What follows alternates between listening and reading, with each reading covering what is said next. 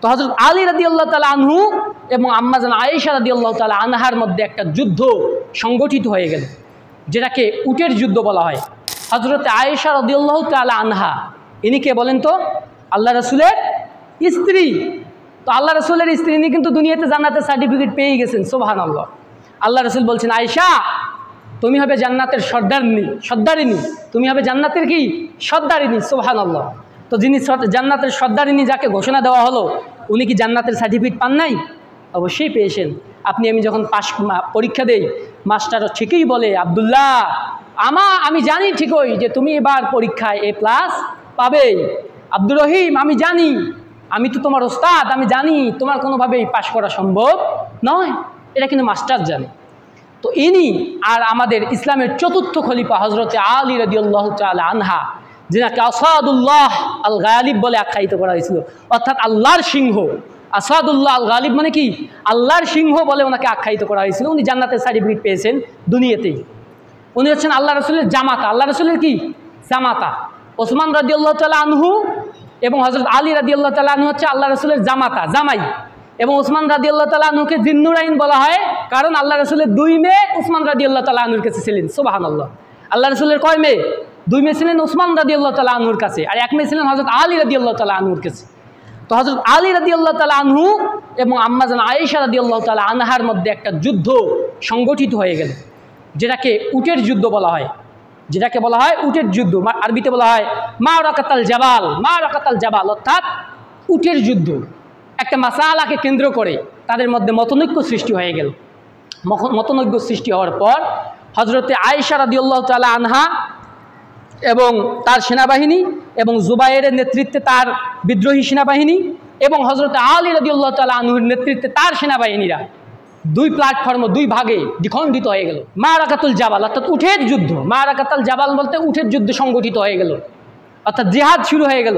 এই যুদ্ধে অনেক মুসলমান প্রাণ হারিয়েছিলেন, অনেক মুসলমান আহত হয়েছিলেন। তো মনে করেন আপনার আমার মধ্যে তো শুধু হিংসা বিদ্বেষ, যুদ্ধ হয়েছে? যুদ্ধ হয়নি। যুদ্ধ হয়েছিল কি? হয় নাই। আমরা শুধু ফতোয়া দিই, ওরা আহলে হাদিসে পৌঁছে গেছে। আবার আহলে হাদিসরা ফতোয়া দেয় শুধু বেদাতি বেদাতি বেদাতি। বেদাতিরা আবার ফতোয়া দেয় কি আহলে হাদিসরা ইংরেজদের দালাল, এরা মুসলমানই না, এদের কোনো চরিত্রই নাই, এরা কি মুসলমানের গণ্ডির মধ্যে থেকে একেবারে বাইরে। এই যে ফতোয়াগুলো দেখেন। কিন্তু আয়েশা রাদিয়াল্লাহু তাআলা আনহার যুগে কি ছিলেন? এনাদের মধ্যে যুদ্ধ হলো, যেই যুদ্ধে মুসলমানরা জীবন হারালেন, তারপরেও এনাদের মধ্যে হিংসা বিদ্বেষ ছিল না। এখন কি আমি বলতে পারি যে যেহেতু যুদ্ধ হয়েছে তাহলে একদল সঠিক আর একদল বেঠিক? এটি কি আমি বলতে পারি? না। তাহলে যদি একদল সঠিক হয়, তাহলে হয় আয়েশা রাদিয়াল্লাহু তাআলা আনহা এবং ওনার সেনাবাহিনী জান্নাতে যাবে, এরা হযরত আলী রাদিয়াল্লাহু তাআলা আনহু এবং জুবাইর এবং অন্যান্য যারা ওনার সেনাবাহিনী ছিলেন সবাই জাহান্নামী, তাই নয়?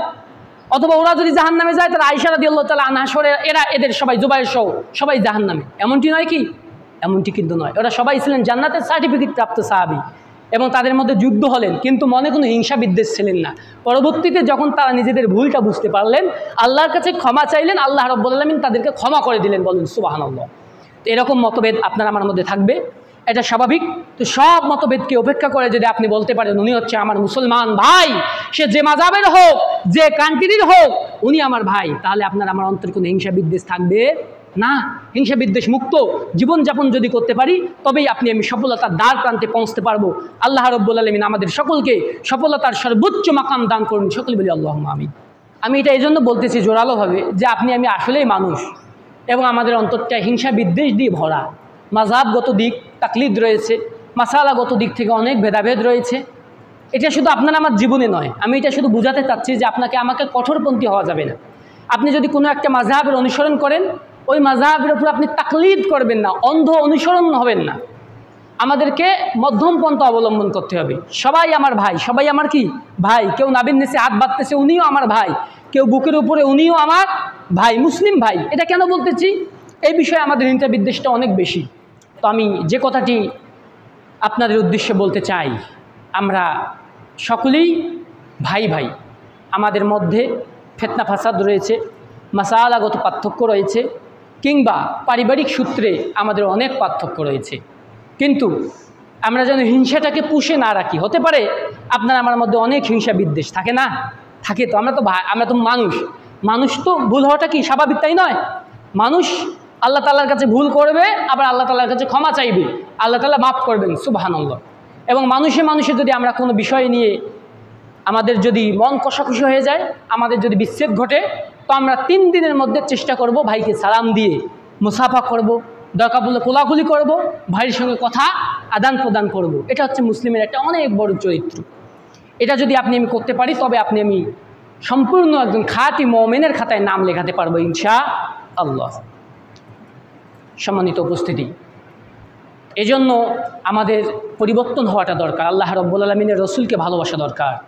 যে আয়াতটি আপনারা সকলেই জানেন, আল্লাহ রাব্বুল আলামিন বলছেন, কুল ইন কুনতুম তুহিব্বুনাল্লাহ ফাত্তাবিউনি ইউহিব্বুকুমুল্লাহ ওয়া ইয়াগফির লাকুম যুনুবাকুম আল্লাহু গফুরুর রহিম।